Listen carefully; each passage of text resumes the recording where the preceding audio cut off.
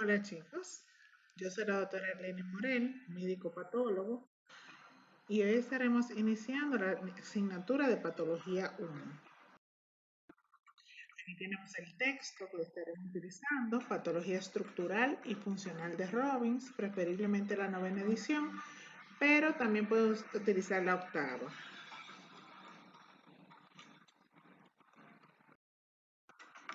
Entonces, ¿qué es la patología? Si la desglosamos, veremos que, ya ustedes saben, la palabra logos la conocen, quiere decir estudio, y la palabra patos se refiere a enfermedad o sufrimiento. En la patología se mezclan las ciencias básicas y la clínica, por lo que es un conjunto, digamos, de conocimientos previos que ahora vamos a poner en función en conjunto. Tenemos unos conceptos generales que debemos conocer para poder estudiar la patología. El primero es el concepto de salud, el cual es un estado de bienestar completo, físico, mental y social. Es decir, que aunque la mayoría de veces pensamos que solo nuestra salud tiene que ver con que mi presión arterial está bien, mi frecuencia cardíaca está dentro de un ritmo normal, realmente necesitamos que todo esté en funcionamiento, porque si mi cuerpo está físicamente estable o saludable, este puede llegar a degenerar porque uno de mis otros componentes no esté funcionando adecuadamente. Por ejemplo, si mi salud mental, si mi estado mental no está en equilibrio, puede eventualmente deteriorar mi estado físico. El caso típico de, como le llaman acá, que el loquito del barrio, ¿qué pasa? Una persona con enfermedad mental, usualmente cuidan de ello en su casa, pero si se llegara a escapar, usualmente ¿qué pasa? ¿Dónde lo encontramos? Cuando salen a buscarlo, tiene un par de días perdido, usualmente nuestro instinto inicial de supervivencia aparece. ¿Y qué pasa? Que aunque tenga ese déficit mental, muchas veces no se va a dejar morir de hambre, por ejemplo, de frío. Entonces, usualmente, ¿dónde la encontramos a esas personas?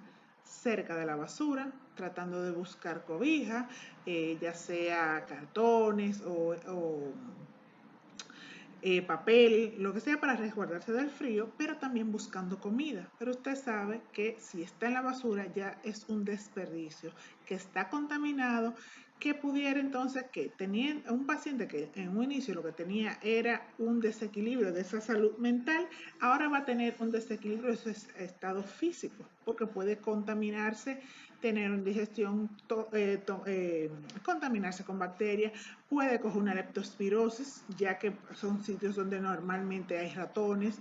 También puede incluso infectarse con una rabia, ya sea de un perro que también esté buscando alimento o de las mismas ratas.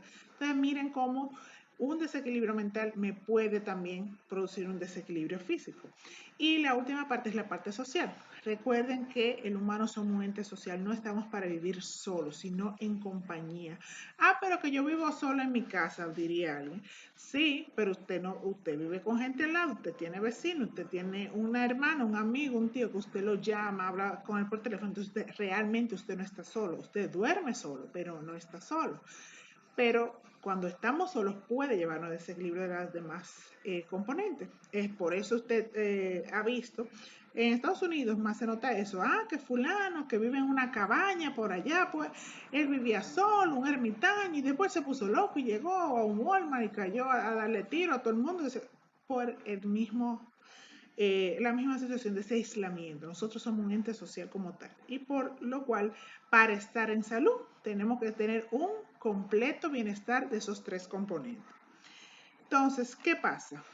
Cuando no hay salud, tenemos la enfermedad, que es la pérdida total o parcial de este completo bienestar físico, mental y social, lo cual ya explicamos que sucede cuando se desequilibra. Entonces, la patología se va a encargar de estudiar los cambios estructurales y funcionales en las células, los tejidos y órganos. Y va a estar auxiliada por técnicas moleculares, la microbiología, la inmunología y la morfología. Básicamente, ¿qué me abarca esa morfología? Esas asignaturas de histología y anatomía que ustedes vieron en ciclos pasados. En esas asignaturas ustedes vieron qué era normal en la célula, en los tejidos, en los órganos, y ahora, ¿para qué? Para ahora poder reconocer qué es anormal, qué está padeciendo, cuál es la enfermedad que me está descontrolando el organismo. Para yo saber si algo está dañado, primero tengo que saber cómo funciona en su estado óptimo. Por eso necesitamos esa base de esas ciencias morfológicas. Y estas, a su vez, me van a ayudar a establecer un diagnóstico y un pronóstico de la enfermedad. Porque cuando un paciente nos llega a la consulta quejado, ¿qué es lo que queremos hacer? Hacer un diagnóstico, saber qué le pasa, llegar a la raíz de la situación. ¿Para qué? Para darle entonces un tratamiento adecuado. No puedo tratar a un paciente si no tengo un diagnóstico adecuado. Y en algunos casos ya hago un diagnóstico, pero no tiene, por ejemplo, no tiene cura una enfermedad, pero sí puedo hacerla menos dolorosa para el paciente, puedo orientarlo, a veces no puedo detener una enfermedad, pero sí puedo enlentecer su progresión y demás situaciones que presentan los procesos patológicos. Por eso me es de gran ayuda la patología para el diagnóstico y pronóstico de las enfermedades. La patología se divide en patología general y patología especial o sistémica. Aquí en patología 1 estaremos viendo lo que es patología general y ya patología 2 es lo que se encarga de la patología especial o sistémica. La patología general es la que se ocupa de las reacciones de las células y tejidos frente a estímulos anormales y defectos hereditarios, que son las causas fundamentales de la enfermedad. Es como se ve las características en común en todos los órganos. ¿Cómo se ve, por ejemplo, la inflamación? ¿Cuál es la característica de la inflamación aguda? Va a ser el neutrófilo. No importa que la inflamación sea en un riñón, que sea en el pulmón, que sea en la piel, en todas siempre eso va a tener en común. Eso es lo que vamos a ver aquí, esa parte básica, general. Mientras que la patología específica es la que analiza las alteraciones de órganos y tejidos especializados responsable de estos trastornos que sufren estos órganos. Entonces ya específicamente, ok, está inflamado el riñón, sí, pero ¿qué característica presenta un riñón inflamado que no la presenta otro órgano, por ejemplo? ¿Ok?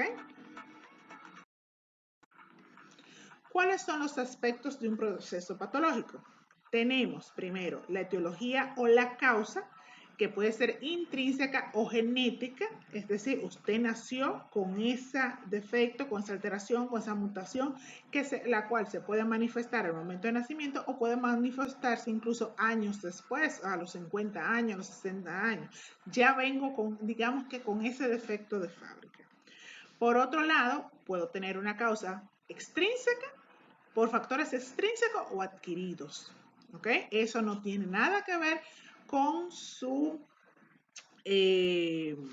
genética. Eso es un factor externo que lo está atacando. En esa, por ejemplo, pudiéramos tener el ejemplo del dengue. El dengue es transmitido por un mosquito. Si usted viviera en Alaska, usted no le va a dar dengue. ¿Ok? Entonces, porque allá no hay mosquitos, el frío no permite la supervivencia de ese tipo de mosquitos. Pero si usted se muda a República Dominicana, usted entra donde la población de riesgo de que pueda ser picado. Entonces, esa sería la causa de una enfermedad de tipo adquirida o extrínseca. Luego de la etiología o la causa, viene la patogenia o mecanismo para su desarrollo, los cambios morfológicos, los cuales son alteraciones estructurales en la célula y en los tejidos que se presentan de acuerdo a cada enfermedad, y finalmente los trastornos funcionales y las manifestaciones clínicas. ¿Por qué es tan importante estos procesos patológicos? Porque usualmente el paciente le va a llegar al revés, le va a llegar con los trastornos funcionales o las manifestaciones clínicas, y debemos trabajar hacia atrás para poder hacer un diagnóstico y determinar la causa y darle el tratamiento adecuado. Tenemos que el estado de equilibrio óptimo normal de la célula se llama homeostasis. Cuando esta célula sufre una agresión, ella en un principio va a intentar adaptarse. Si continúa este estímulo, entonces va a provocar una lesión celular que puede ser reversible, en la cual si quito el estímulo la célula puede repararse, o puede ser ya una lesión irreversible, en la cual aunque quite el estímulo, la célula va a terminar muriendo, produciéndose la muerte celular. ¿Cómo puede responder la célula ante una lesión? Como mencioné, en un inicio va a intentar una adaptación celular. Puede también responder como alteraciones subcelulares, dígase a nivel de las organelas. Puede presentar acumulaciones intracelulares, calcificación patológica, envejecimiento celular, lesión celular reversible o lesión celular irreversible que termina con la muerte celular por necrosis o apoptosis. Aquí tenemos, de acuerdo a la naturaleza del estímulo lesivo, cuál sería la respuesta celular. Ese mismo cuadro lo tienen en su libro. Entonces, ¿cuáles son las adaptaciones celulares? ¿Qué son? Es una respuesta de la célula cuando pierde ese balance. ¿Ok? Intento adaptarme, sigo siendo la misma célula, pero voy a producir ciertos cambios temporales que una vez se quite el estímulo, voy a recuperar mi forma y mi funcionamiento anterior. Si continúa el estímulo lesivo, como les decía, entonces ya pasa a una lesión celular irreversible y muerte celular. Aquí tenemos un ejemplo de una hipertrofia cardíaca, célula muscular cardíaca, que en respuesta a una mayor demanda de oxigenación me está produciendo una hipertrofia de esa célula del miocardio, pero si continúa o es más intensa, esta puede terminar, por ejemplo, si sufre una ausencia de riego sanguíneo, puede terminar produciéndose una lesión celular irreversible y la muerte celular, que es lo que ocurre en los infartos agudos al miocardio. Las adaptaciones celulares, entonces, suceden para poder soportar y sobrevivir a las nuevas condiciones de la célula. ¿Cuáles son los tipos de adaptación celular que existen? Aquí vamos a tener la hiperplasia, la hipertrofia, la atrofia y la metaplasia. Tenemos que tener en cuenta que en todos los casos la célula sigue siendo la misma. Ella solamente, como dice su nombre, se está adaptando. Es un cambio temporal por esa situación temporal que está sucediendo. En este caso se los compara con un árbol. El árbol, de acuerdo a la estación del año en que se encuentre, se va a adaptar. En la primavera, ella empieza a salir las hojas de las ramas. En el verano se supone que ya debe estar sacando los frutos, floreciendo y sacando frutos. Y en el otoño ya recogemos los frutos y ella empieza a perder las hojas para el invierno debido a las tan bajas temperaturas. Pierde absolutamente todas sus hojas y solamente se me queda el tronco. Pero una vez vuelvo a la primavera, el árbol vuelve a proliferar sus hojas y eventualmente sus flores. Es lo mismo que ocurre con las adaptaciones celulares. Son cambios temporales que si quitamos uno u otro estímulo, ella va a regresar a su forma y funcionamiento anterior. Entonces, ¿qué es la hiperplasia? Va a ser el incremento o aumento en el número de las células de un órgano o tejido que se va a acompañar de qué? De un aumento de volumen, es decir, del tamaño y un aumento del peso del órgano. Porque si yo en un principio, digamos que tenía 10 células, cuando hay hiperplasia va a ocurrir una división celular y se van a producir 20 células. Si usted tenía 10 naranjas y ahora tiene 20 naranjas, obviamente las 20 naranjas pesan más que las 10 originales y ocupan un mayor espacio que las 10 originales. ¿Ok? Entonces, un aumento en el número de células que se refleja en aumento de volumen y peso del órgano. Aquí tenemos un epitelio normal. Vamos a decir que es un epitelio, ¿verdad?, escamoso, es decir, un plano estratificado. Tengo 1, 2, 3, 4, 5 capas de células. Cuando ocurre hiperplasia, se dividen y ya voy a tener, en vez de 5, puedo tener 6, puedo tener 10, puedo tener 15 capas de células, porque hay un mayor número de células en respuesta a esa lesión que está ocurriendo en ese momento. La hiperplasia, de acuerdo en el órgano que se presente, puede acompañarse de hipertrofia. La hiperplasia se caracteriza por un aumento en la síntesis de DNA, es decir, que el núcleo está activo. Y esta hiperplasia va a depender del tipo de célula y su capacidad mitótica, que se refiere a si la célula es de tipo lábil, estable o permanente. ¿Esto qué quiere decir? Las células lábiles son aquellas células que después del nacimiento se siguen replicando durante toda la vida, que normalmente se andan dividiendo, como por ejemplo las células de la piel. Es normal que se descame y nace otra, crece otra, igual a los epitelios del sistema digestivo, por ejemplo.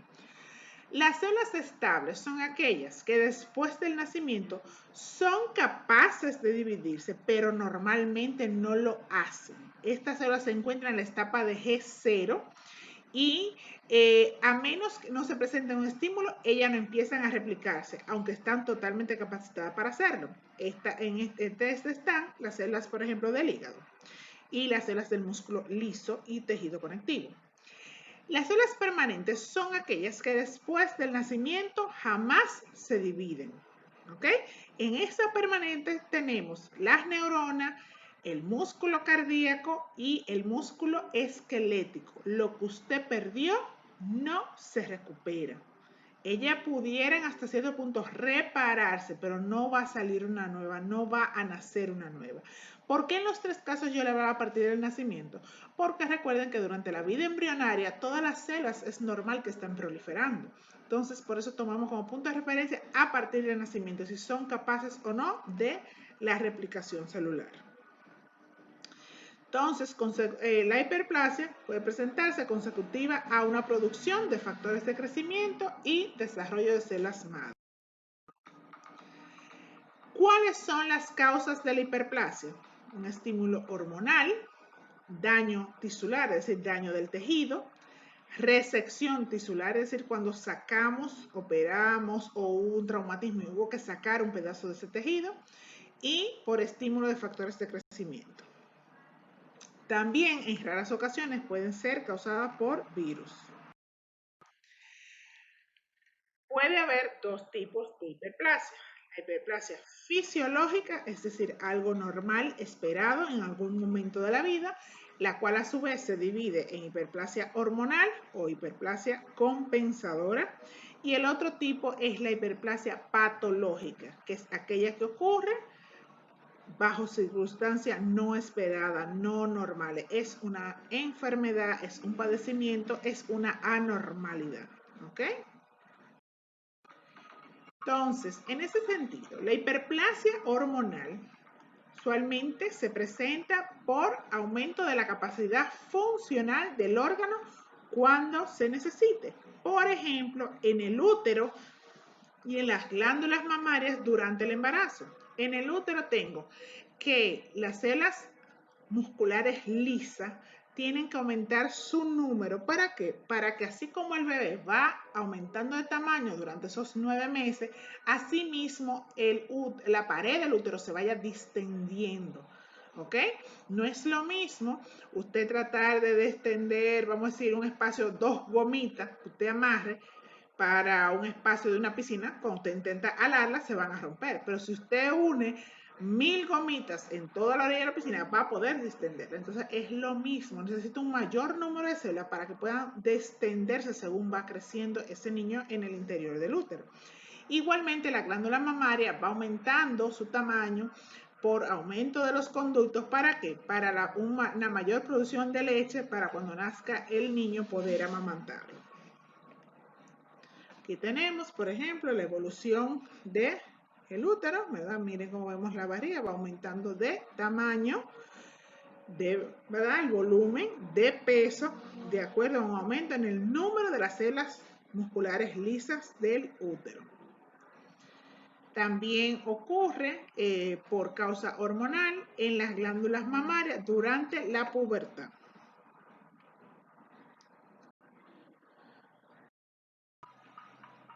Aquí tenemos ejemplo, lo que le decía de esto es un útero normal y esto es un útero posparto. Eso salió el bebé inmediatamente por un proceso de involución que veremos más adelante. Él empieza a encogerse el útero, pero como yo había creado tantas células musculares lisas para poderse distender, miren la diferencia de grosor de la pared de un útero normal con la pared de un útero post embarazo.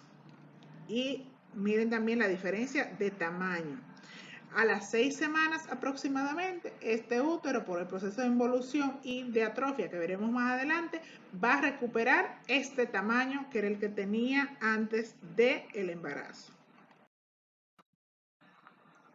El otro tipo de hiperplasia fisiológica es la hiperplasia compensadora, que se aumenta la masa tisular luego de un daño o resección parcial, como por ejemplo en el hígado post-hepatectomía parcial. ¿Cómo así?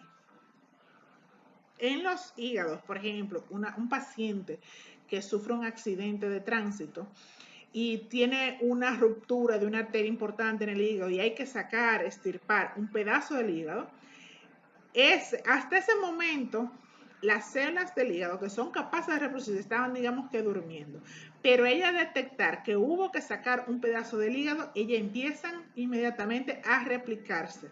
Y ese paciente perfectamente al año, cuando usted va a revisarlo, que le sacó por ejemplo un tercio del hígado, él va a tener su hígado completo nuevamente, porque él va a empezar a replicar sus células hepáticas hasta que llegue al tamaño que requiere ese cuerpo.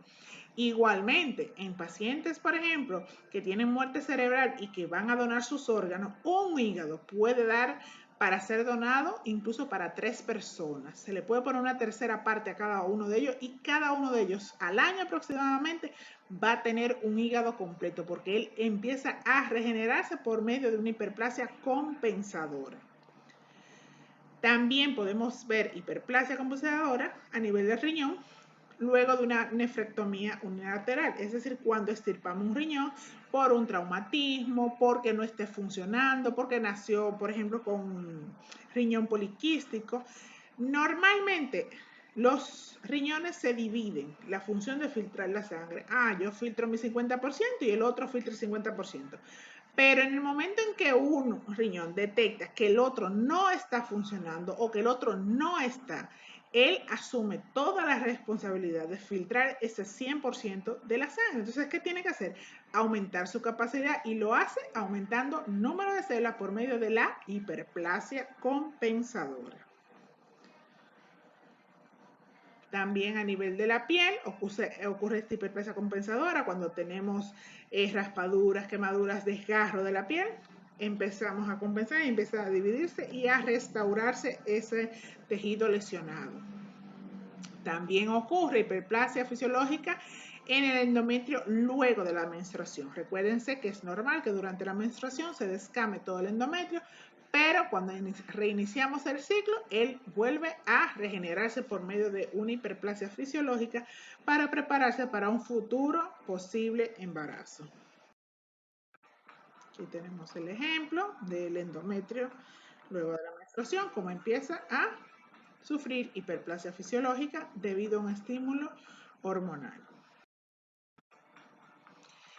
También tenemos que mencionar, como decíamos, que así como hay hiperplasia fisiológica, también puede existir hiperplasia patológica.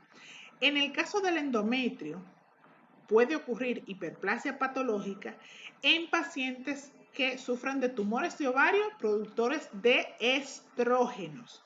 Recuerden que normalmente el ovario produce estrógeno y en una fase del ciclo sobre el endometrio funciona el estrógeno y la otra fase la progesterona. Pero si tengo un tumor de ovario que me está produciendo más estrógeno en la cuenta todo el tiempo, entonces va a interferir con ese funcionamiento y va a resultar en una hiperplasia patológica. Otra causa de hiperplasia patológica a nivel del endometrio también es el periodo perimenopáusico. Ok, se le está por quitar la menstruación a la paciente, entonces, ¿cómo tiene eso que ver con que me está presentando un mayor sangrado? Usualmente la paciente con hiperplasia me presenta un sangrado mayor. Entonces, ¿qué veo? Que en esos periodos, miren que dice perimenopausia, está por quitársele la menstruación. Puede haber un trastorno hormonal y así como dure esa paciente tal vez 3 meses sin ver la menstruación, la siguiente puede entonces llegarle durante 10 días o 15 días por ese trastorno y después nuevamente durar 1 o 2 meses sin volver. Pero ya estamos hablando de un periodo perimenopáusico. Esa es una paciente que tiene 45, que tiene 48 años y puede presentar esos trastornos hormonales cerca de ese tiempo. Por eso, esas hiperplasias patológicas solamente la voy a ver en pacientes mayores de 35 años, no en pacientes jóvenes. Si una paciente me presenta un sangrado transvaginal y es una paciente joven, menor en edad reproductiva, voy a pensar primero que es un aborto, ya sea provocado, que ya sea no inesperado, ya sea que la paciente ni siquiera sabía que está embarazada, por la razón que sea, pero si es una paciente joven que haya tenido relaciones sexuales, hay que descartar primero que no haya estado embarazada. 22 años, primero pensamos en embarazo. 35 años, que ahí es la edad, vamos a decir, límite entre una cosa y otra, ahí tengo nuevamente que descartar primero mi embarazo y después, si no es eso, entonces empiezo a buscar tumores de ovario o que pueda tener esté empezando una menopausia temprana. Si es de 48 años, usted no va a estar pensando en embarazo, que en la actualidad pudiera darse, pero esa no es el primer diagnóstico diferencial que debe pensar, ¿ok? Recuerden que siempre debemos considerar primero lo más frecuente e ir descartando las posibilidades en orden de frecuencia, ¿ok? También puede ocurrir hiperplasia patológica a nivel de la próstata debido con el envejecimiento, puede estar aumentando de tamaño. Los ganglios linfáticos pueden sufrir lo que se llama linfomegalia o adenomegalia, comúnmente conocido como reumas o secas. También puede presentarse el cuerno cutáneo, que es lo que llamamos el callo, que eso es simplemente que una hiperplasia del epitelio de esa zona de la piel asociado a hiperkeratosis, si tiene mucha queratina. También la hiperplasia patológica ocurre en las verrugas vulgares o verrugas virales. Este es el caso que le decía que se asocia a virus. Estas verrugas vulgares son las llamadas ojo de pecado, típicamente, y son causadas por el virus del papiloma humano. Pero, ¿cómo que el virus del papiloma humano? Ese que andan hablando mucho, que en el cervix puede dar un cáncer de cervix. Sí, ese mismo. Lo que pasa es que hay diferentes cepas. Entonces, hay un tipo de cepas del virus del papiloma humano que se asocia a verrugas vulgares, hay otros que se asocian al cáncer de cervix y hay otros que se asocian a los condilomas acuminados, comúnmente llamado cresta de gallo, que son los que se presentan en la parte externa de los genitales masculinos o femeninos. ¿Ok? También la hiperplasia patológica puede ocurrir en cicatrices hipertróficas o en cicatrices queloides. Y en el bocio tiroideo o hiperplasia del tiroides. Aquí tenemos un ejemplo del endometrio. Un endometrio normal, miren sus glándulas aquí, aquí y todo eso es estroma. Cuando hay hiperplasia, miren cómo aumenta el número de glándulas, están pegaditas, lo que llamamos espalda con espalda, casi no hay estroma entre una y otra. Ha aumentado grandemente el número de glándulas e igualmente, miren aquí arriba, vamos a ver que va a estar más engrosado con la hiperplasia que el endometrio normal. Aquí tenemos hiperplasia de la próstata, vejiga, próstata normal. Recuérdense que la uretra sale de la vejiga y atraviesa la próstata en el hombre. Con el paso del tiempo, el envejecimiento, infecciones a repetición, esta próstata puede sufrir una hiperplasia y que termina siendo que produciendo una obstrucción del flujo de la orina porque presiona contra la uretra, entonces la vejiga no puede vaciarse adecuadamente y de ahí viene la sintomatología del paciente de despertarse varias veces en la noche con ganas de orinar, pero no cuando va orina poco y vuelve a seguir teniendo la sensación de querer orinar porque es que no ha podido vaciar la vejiga adecuadamente por esta obstrucción que produce la próstata alrededor de la uretra. Aquí lo vemos en vivo, esa próstata. Aquí como se ve la próstata microscópicamente, el aumento en el número de las glándulas. Aquí tenemos la hiperplasia del tejido linfoide. Miren aquí como vemos estos ganglios linfáticos. Aquí las diferentes localizaciones. Recuerda que tenemos en el cuello, en la axila, en la ingle, retrotorácico, microscópicamente, así es como se ve. Aumentado el número de folículos linfoides en el ganglio. Esto usualmente ocurre en respuesta a un proceso infeccioso. Aquí tenemos lo que le mencionaba de los callos, que es una hiperplasia ahí a nivel de la piel. Aquí las verrugas vulgares, que miren cómo se ve microscópicamente. Ese engrosamiento del epitelio y de la dermis. Aquí las cicatrices hipertróficas y las cicatrices queloides. El bocio coloide o hiperplasia folicular del tiroides se va a ver aumentado de tamaño y microscópicamente que vemos un aumento en el número de folículos que tiene aumentado el número de las células que los reviste, que son un epitelio cúbico simple.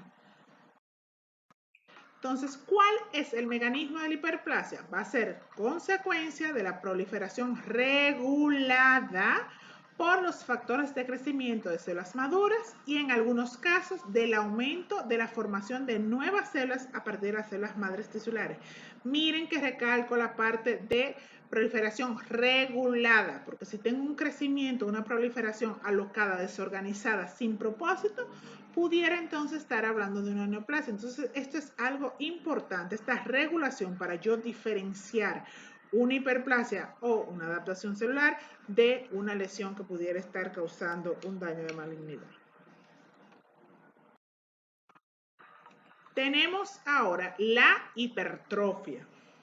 Esta va a ser un aumento en el tamaño de las células de un órgano o un tejido que se va a reflejar en ¿qué? Un aumento de tamaño y peso del órgano. Es decir, que al igual que la hiperplasia, el órgano se ve más grande y pesa más.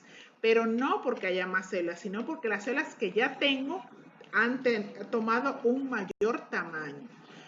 Que yo original tenía 5 células, pues sigo teniendo las 5 células, pero son células más grandes que van a ocupar un mayor espacio y por eso van a tener un mayor volumen, un mayor peso. Aquí tenemos que la hipertrofia depende de un aumento en la síntesis de sus componentes estructurales. Acuérdense que la hiperplasia aumentaba la síntesis de DNA, es decir, tenía un núcleo activo. Este no, este aumenta la síntesis de los componentes de la célula, ¿ok? Y esta, por tanto, se va a presentar en células que no son capaces de división mitótica, como el músculo, tanto el músculo cardíaco como el músculo esquelético. Acuérdense que son células permanentes que no se replican. Ahora bien, la hipertrofia puede acompañarse de hiperplasia. Si yo estuviera hablando, por ejemplo, del músculo liso, el músculo liso es capaz de sufrir hiperplasia e hipertrofia simultáneamente. En el caso de la hipertrofia, va a ocurrir por síntesis de proteína vasoactiva y factores de crecimiento. ¿Cuáles son las causas de hipertrofia? Esencialmente un aumento en la demanda funcional. También puede darse por estímulo hormonal, como ocurre en el útero durante el embarazo. La hipertrofia también puede ser de tipo fisiológico y de tipo patológico. De tipo fisiológica, la hipertrofia puede presentarse, por ejemplo, en el músculo esquelético de los deportistas, en el músculo cardíaco de ese deportista, porque si me está exigiendo una mayor, si tengo una mayor demanda a nivel de la célula, usualmente, ¿qué requiere eso de la célula? Una mayor cantidad de ATP, que es su fuente de energía. ¿De dónde consigo el ATP? El ATP lo consigo del oxígeno, que a nivel de la mitocondria va a ser transformado en ATP para funcionar. Entonces, ¿cómo yo hago que llegue más oxígeno a la célula? Bombeando más rápido. Entonces voy a tener una célula cardíaca que tiene que aumentar su tamaño para poder bombear más sangre a todos los tejidos, a todos los órganos, para que ese músculo pueda responder a ese deportista, que a su vez esa célula también tiene que tener un mayor tamaño para responder a esa demanda que está teniendo.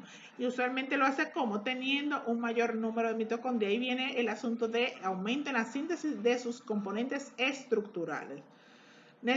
Si mi producción de energía ocurre a nivel de la mitocondria, bueno, pues voy a necesitar más mitocondria y estas son componentes que van a aumentar el tamaño de la célula. También ocurre hiperplasia fisiológica, como habíamos mencionado, en el útero y en las mamas durante el embarazo, por las mismas funciones, como dijimos, necesito un mayor número de células, pero también esas células van a tener un mayor tamaño para poder tener una mayor distensibilidad de ese útero y las glándulas mamarias para la producción de leche para el recién nacido e igualmente las glándulas mamarias durante la pubertad. Aquí tenemos el ejemplo de, un poquito exagerado, ¿verdad?, de los deportistas, de cómo ocurre hipertrofia del músculo esquelético. Aquí la hipertrofia del músculo liso del útero. Aquí la evolución de las mamas durante la Entonces, también podemos tener hipertrofia patológica. Esta puede ocurrir, por ejemplo, a nivel del corazón como resultado de la hipertensión arterial, lo cual me va a llevar a una cardiomegalia, es decir, me puede llevar a un corazón de un tamaño más grande. ¿Por qué? Porque tengo células más grandes que están respondiendo a una resistencia vascular periférica, que para yo poder hacer llegar esa sangre oxigenada a la punta de los dedos de las manos, de los pies, que son las partes más lejas del corazón, exigen que ese corazón bombee con más fuerza, y entonces, ¿qué hace ese corazón a su vez? Aumenta el tamaño de sus células. Entonces, una causa de hipertrofia patológica del corazón sería la hipertensión arterial. Aquí tenemos, miren microscópicamente cómo se ven las células cardíacas normales y aquí tengo una hipertrofia. Miren cómo una sola célula hipertrofiada equivale más o menos a 2 células normales del corazón. ¿Ok? Sigue siendo las mismas características de la célula, pero ella va a tener un mayor tamaño. Miren acá, como la veo, aumentada de tamaño en comparación con estas células normales. Aquí nuevamente mi célula normal, normal, normal. Y miren de este lado cómo esta célula está tan grandota que equivale casi a 3 de estas células. Músculo cardíaco normal del lado izquierdo, músculo cardíaco con hipertrofia del lado derecho. Entonces, ¿cuál es el mecanismo de la hipertrofia? La hipertrofia es consecuencia de un aumento de la producción de proteínas celulares, así como de factores de crecimiento y factores vasoactivos, los cuales actúan nuevamente, como decíamos, de forma coordinada. Las adaptaciones celulares siempre van a ser coordinadas con un propósito. ¿Ok? La hipertrofia se puede asociar también a un cambio de las proteínas contráctiles de una forma adulta a otras fetales.